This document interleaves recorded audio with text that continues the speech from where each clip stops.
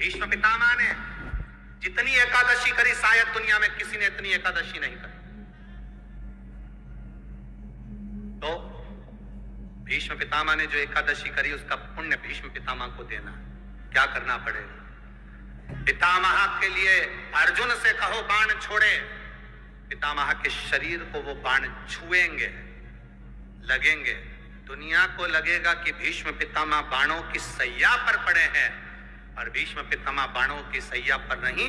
पितामह ने जितनी एकादशी करी है वो सारी एकादशी बाण बनकर भीष्म पितामह को अपने हाथ पर झेल लेगी, उसको मरने नहीं देगी, पटक देगी। जिसको इतने सारे बाण चुभे हैं उसको कितना कष्ट होगा, पर भीष्म पितामह का पूरा शरीर देखो, पूरी कथा देखो। भीष्म पितामह की महाभारत को उठाकर एक एक पर्व को पढ़कर देखना, उसमें भीष्म पितामह बड़े आनंद से बाणों की सैया पर पड़े। द्वारकाधीश पूछ रहे हैं मरते क्यों नहीं हो, दर्द नहीं हो रहा, कष्ट नहीं हो रहा? भीष्म पितामह कह रहे हैं मुझे तो लगता ही नहीं कि मैं बाणों की सैया पर हूं, मुझे तो लगता है जैसे मैं मेरी माँ की गोद में सोया हुआ हूं, मैं मेरी माँ की गोद में सोया हुआ हूं। एकादशी ने भीष्म पितामह को झेल कर रखा था। एकादशी शिव कथा कह रही है।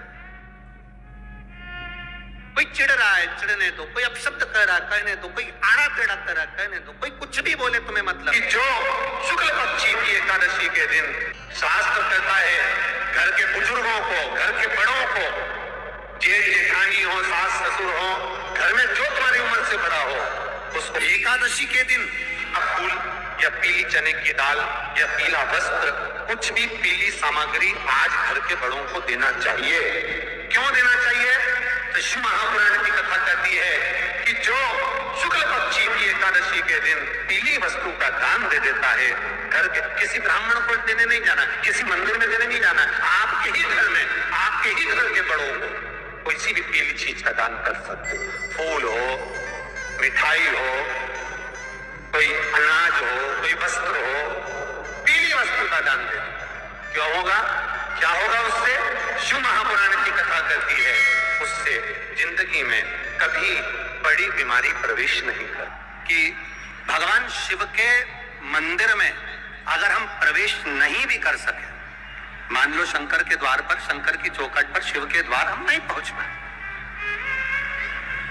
तो शिव महापुराण की कथा कहती है जो जल देवादिदेव महादेव को समर्पित कर कर आ रहा है, जो भगवान शंकर को मात्र जल समर्पित कर कर आ रहा है या समर्पित करने जा रहा है, मात्र उस शिव भक्त का मस्तक पर त्रिपुंड लगाने वाला, तिलक लगाने वाला, गले में रुद्राक्ष धारण करने वाला या शिव जी पर एक लोटा जल चढ़ाने वाले का मात्र हम दर्शन भी कर लेते हैं तो हमारे कोटि कोटि पाप समाप्त हो जाते हैं। मात्र शिव का दर्शन कर ले। बन सके जितना एकादशी के दिन भगवान का ओम नमो भगवते वासुदेवाय का जाप करें, या अपने गुरु मंत्र का स्मरण करें, चाहे जो मंत्र आपके हृदय में समाहित हो।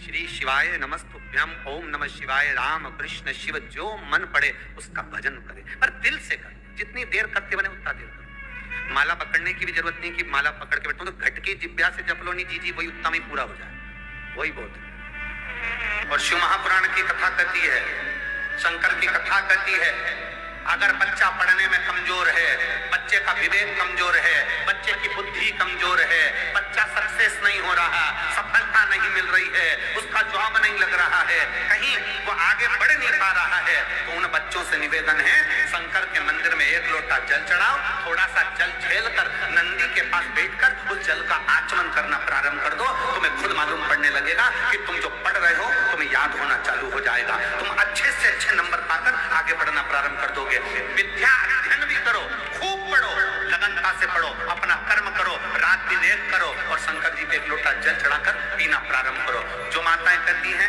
मेरी याददाश्त कमजोर हो गई, मैंने सामान यहाँ रखा था भूल गई, ना जाने कैसे सामान भूल गया, ना जाने कैसे ऐसा हो गया। जो माताएं कहती हैं, भाई लोग कहते हैं हम भूल जाते हैं, याददाश्त कमजोर हो गई, 60 के ऊपर के हो गए इसलिए याददाश्त चली गई। नहीं, अगर आपकी याददाश्त जा रही है तो आप शंकर जी को एक लोटा जल चढ़ाना प्रारंभ करो। अपने घर से जल भरो, शिव के मंदिर में जाकर चढ़ाओ, उस जल को झेलो, नंदी के पास बैठकर आचमन कर लो, उसको पी लो। आपको खुद मालूम पड़ेगा, 20-22 दिन में, 1 महीने में आपको अंतर दिख जाएगा कि मेरी याददाश्त अब पहले जैसी थी मजबूत, वैसी की वैसी और हो गई। अब मैं भूल नहीं रहा। वैष्णव और स्मार्त में अंतर है। आप लोग कभी कैलेंडर देखे हैं आप लोगों ने? जम के बोलो जरा। कैलेंडर आपके घर में होगा तो उसमें 2 एकादशी पड़ती है। बोलो सही है कि गलत है? एक में लिखा रहता है वैष्णव की एकादशी और दूसरी में लिखा रहता है स्मार्त। जम के बोलो जरा, स्मार्त एकादशी। अब लोगों उनको चक्कर में पड़ जाते हैं कि हम ये करें कि ये करें। अरे शिव महापुराण की कथा कहती है कि तुम्हारी मर्जी पड़े जो करो, तुम तो बड़े पर करो जरूर। हम तो यहां तक कहते हैं वल्लभ कुल की एकादशी करो, भले बकरी जैसे चरो पर करो, और अपने को छोड़ना नहीं है। एकादशी भले तुम वैष्णव धर्म की कर लो चाहे स्मार्त की कर लो, पर करो। इन्हें जगन्नाथपुरी में एकादशी को उल्टा लटकाया। आप लोग गए होंगे तो देखा होगा कि जगदीश में, जगन्नाथपुरी में एकादशी उल्टी लटकी। कारण क्या था? खूब विरोध करा गया श्रीमद वल्लभाचार्य जी का कि तुमने एकादशी को उल्टी लटका दिया जगन्नाथपुरी में। क्यों लटकाया? उसका कारण क्या था? श्रीमद वल्लभाचार्य जी ने कहा, आप कहते हो कि कोई मरे तब एकादशी का दान दीजिए, आप कहते हो कि कोई मरे तब अन्न का दान दीजिए, आप कहते हो कि कोई मरे उसके बाद में आप ये दान दीजिए। श्रीमद वल्लभाचार्य जी ने एकादशी को उल्टा लटका कर कहा कि एकादशी का अगर दान करना है तो पहले एकादशी करो, और एकादशी करने के बाद उस एकादशी का फिर दान करो जीते जी। एकादशी है कौन? क्यों इसकी इतनी प्रधानता है? क्यों इसकी पुण्यता है? ऐसा क्या है एकादशी में जो इसकी पुण्यता मानी जाए? कौन है ये? जो भगवान नारायण तक एकादशी का व्रत करते हैं। सुभद्रा जी को भगवान जगन्नाथ ने, जगदीश ने एकादशी का व्रत कराया था। बद्रीनारायण भगवान को माता लक्ष्मी ने एकादशी का व्रत कराया था। क्यों?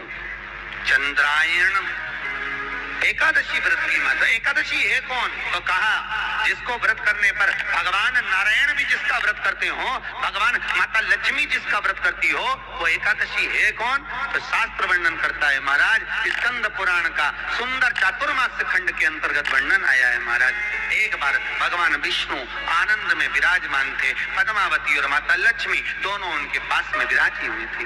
भगवान लक्ष्मी और पद्मावती दोनों बैठी है, एक सिर के पास, एक चरण के पास। कुछ समय बाद वहीं पर ब्रह्मदेव का आगमन हुआ, और ब्रह्मा जी आगमन पाकर भगवान नारायण पद्मावती से लगकर उठे और उठकर लक्ष्मी की ओर झुके। झुकने पर इन तीनों के समागम से भगवान नारायण के हृदय चित्त से एक कन्या प्रकट हो गई। उस कन्या का नाम एका था। क्या नाम था? एका। अब 10 उसके गुण इतने प्रबल थे, वो 10 गुण उसके बड़े प्रबल थे कि वो एका जिसको निहारती थी उसको संपदावान बना देती थी, जिसको देख लेती थी उसके जीवन में वो आनंद की अनुभूतियां करा देती थी। एका जिस मार्ग से जाती थी उस मार्ग के द्वार खोल देती थी। एका का पुण्य इतना पुण्य प्रखर। पद्मावती और लक्ष्मी ने कहा, महाराज ये बेटी आपके द्वारा निर्मित हुई है, इसका कन्यादान करना चाहिए। हमारे यहाँ हिंदू धर्म में रीति है, जिस दिन कन्यादान करा जाता है उस दिन व्रत रखा जाता है। अब आजकल रखते कि रखते हो मालूम नहीं, और कन्यादान करते समय व्रत रखा जाता है। व्रत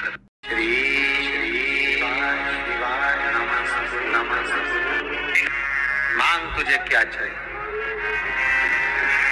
एकादशी ने भगवान विष्णु से कहा, नाथ प्रभु वर दे दो, मृत्यु लोक में जो मनुष्य मेरा व्रत करेगा, चाहे जलचर, थलचर, वायुचर या सांसारिक मनुष्य, मेरा अगर एकादशी का व्रत करेगा प्रभु, उसके यहाँ धन धान्य वैभव सुख संपदा बढ़ेगी और उस जीवात्मा को नरक नहीं भोगना पड़ेगा, सीधे वैकुंठ का उसको वास मिलेगा।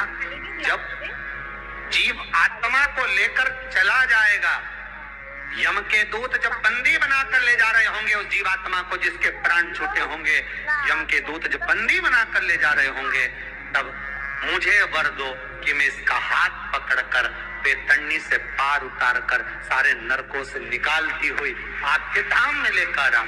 भगवान ने वर दे दिया, तथास्तु। हे एकादशी सुनो, मृत्यु लोक का मनुष्य अन्न का त्याग कर कर, क्योंकि अन्न में एकादशी के दिन पाप पुरुष रहता, अन्न का त्याग कर कर एकादशी के दिन जो मनुष्य तुम्हारा व्रत धारण करेगा, उस व्रत को करेगा और उस व्रत को धारण करेगा, उसकी मनोकामना पूर्ण होकर वो मेरे ही धाम को जाएगा। ये तो हुआ एकादशी के जन्म की कथा। एकादशी का व्रत करती, बहुत ध्यान से सुनना आज की कथा हो, शायद जिंदगी में मिली ना मिली, पर ये कथा का रिश्ता तो बहुत ध्यान से सुनना। स्कंद पुराण यहाँ तक कहती है कि इस कथा के चरित्र को जो श्रवण कर लेता है उसको 26 एकादशी करना भी नहीं पड़ती। इस एकादशी की केवल ये कथा सुनकर ही वो तर जाता है। बहुत ध्यान से सुनना इसको कथा को। एकादशी के दिन जब आप जल शंकर को चढ़ाने तो रो दी जाती, जब एकादशी का दिन रहे और शंकर जी के मंदिर में आप जल समर्पित करें तो 3 बार मुख से स्वधा स्वधा स्वधा या स्वधा स्त्रोत का पाठ, जिसमें 12 श्लोक 2-4 हैं। पैसा तो आ रहा है और घर में टिक नहीं रहा। डॉक्टर में, पुलिस में, एक्सीडेंट आदि में, कहीं गलत जगह पर व्यसन में अगर पैसा जा रहा है, जुए में, मांसाहार, मदिरा पान, या कहीं आया पैसा आने में कमी नहीं, आ रहा है पर टिक नहीं रहा, रुक नहीं रहा। कोई मांगने आ गया, दे दिया, फिर वहां से अपने पास नहीं आ रहा, अपन कह रहे भैया हमारा पैसा लौटा दो, नहीं आ रहा। तो महाराज शिव महापुराण की कथा कहती है एकादशी के दिन गंगा के जल में मात्र 7 बेलपत्री डालकर जो नंदीश्वर भगवान अर्थात जो शंकर जी के शिवलिंग के सामने नंदी होता है, उस नंदी के चरण पर गंगा का जल चढ़ाकर बेलपत्री शिव पर समर्पित कर देता है, उसके घर में रुपया रुकना चालू हो जाता है। फिर वो गलत जगह पर नहीं जाता, गलत स्थान पर वो धन जाएगा ही नहीं।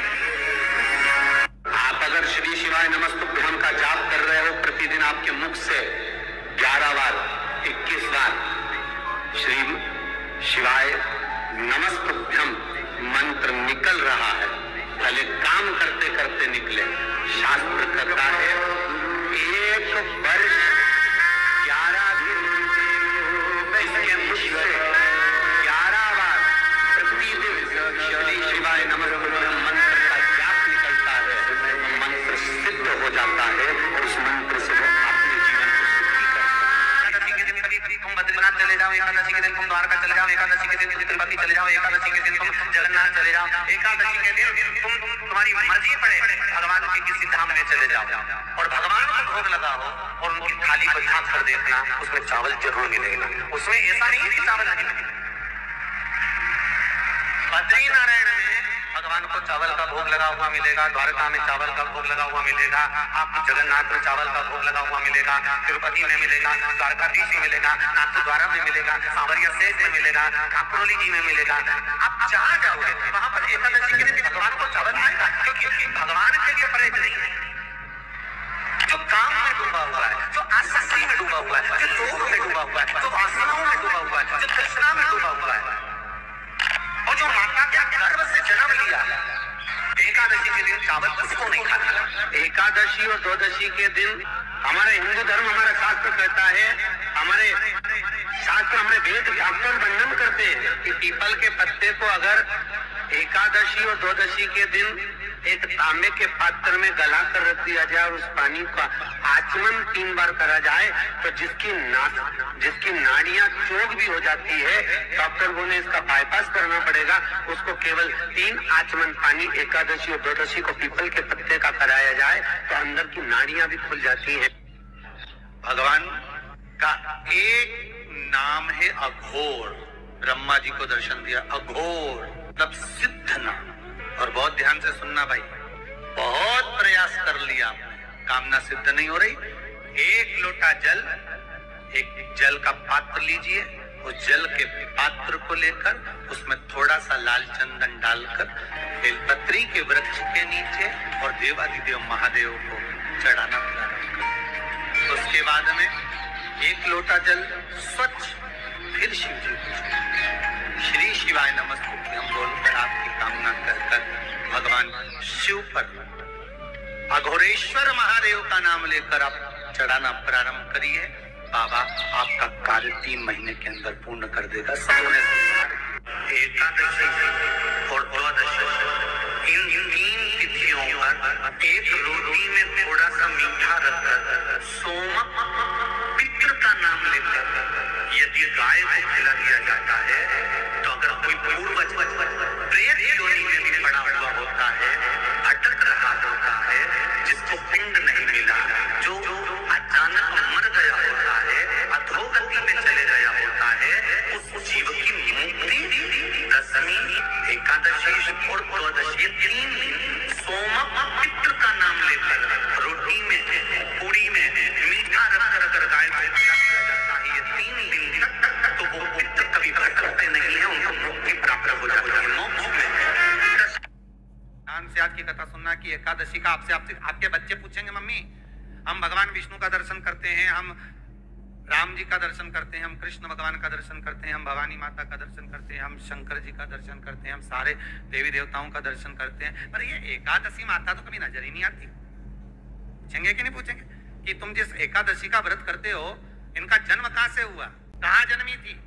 जन्मस्थली तो मथुरा है, श्री राम जी महाराज की जन्मस्थली बोल दो जम के अयोध्या है। तो आपसे पूछ ले कि एकादशी की जन्मस्थली कहाँ है, तो आधे लोग तो बाल खुजाने में लग जाएंगे कि एकादशी आखिर पैदा कहाँ हुई थी, जन्म कहाँ लिया था, इसका जन्म हुआ कहाँ था, कहाँ जन्मी थी, इसका जन्म स्थल है कहाँ? अगर मान लो जन्म स्थल एकादशी का है और एकादशी अगर जन्मी है, उसका जन्म हुआ है और दुनिया के लोग इतना व्रत करते हैं, उपवास करते हैं, फिर इसका जन्म स्थल कहाँ होगा? कहा इसका जो जन्म स्थल है वो बद्रीनाथ है। कहां पर है? बद्रीनाथ। और उस बद्री विशाल में भी एक गुफा जिसका नाम है हेमवती। क्या नाम है? हेमवती। उस गुफा में एकादशी का जन्म स्थल है। बद्री विशाल में हेमवती गुफा जो 12 योजन अंदर प्रवेश करने जितनी, 12 योजन की गुफा के अंदर हेमवती के अंदर एकादशी का प्रागट्य हुआ, एकादशी का जन्म।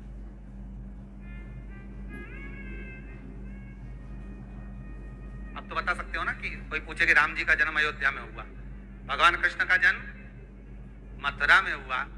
पूछ ले मम्मी तू इतनी एकादशी का व्रत करती है, एकादशी का तू व्रत करती है और सबको करा देती है कि बल्लभ कुल की एकादशी करो, भले बकरी जैसे चरो पर एकादशी करो, और सबको एकादशी कराया। तो कोई पूछ ले कि एकादशी का जन्म कहां हुआ था, तो आप कह सकते हो कि बद्री विशाल में, हेमावती में, बद्री विशाल के हेमवती गुफा के अंदर जो 12 योजन की गुफा है, उस गुफा में एकादशी का जन्म हुआ। कब हुआ? जन्म होने का कारण, राम जी के जन्म होने का कारण था रावण का संहार। भगवान कृष्ण के जन्म होने का कारण था कंस का संहार। नरसिंह भगवान के जन्म होने का कारण, प्रकट होने का कारण था हिरण्यकशिपु का संहार।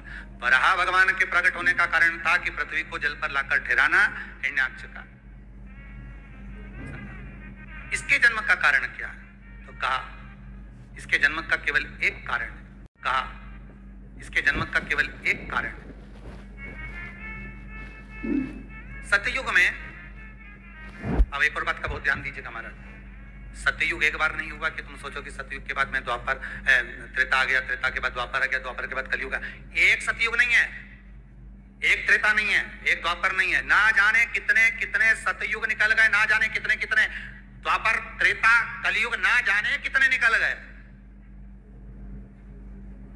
और आप और हम जैसे भी इस पृथ्वी पर ना जाने कितने, अरे जम के तो बोलो, निकल गए। पृथ्वी वहीं की वहीं है, जिस मकान में रहते हो वो मकान भी वहीं की वहीं है। बस कभी कभी एकदम फ्लैट हो जाता है, फिर उस पर वापस बन जाता है, फिर क्लीन, फिर बन गया, फिर क्लीन, फिर बन गया। ना जाने कितने कितने कितने कितने जन्म हम ले चुके हैं, और हमारे भी आगे कितने जन्म होते रहेंगे। जमीन वहीं की वहीं रह जाएगी। और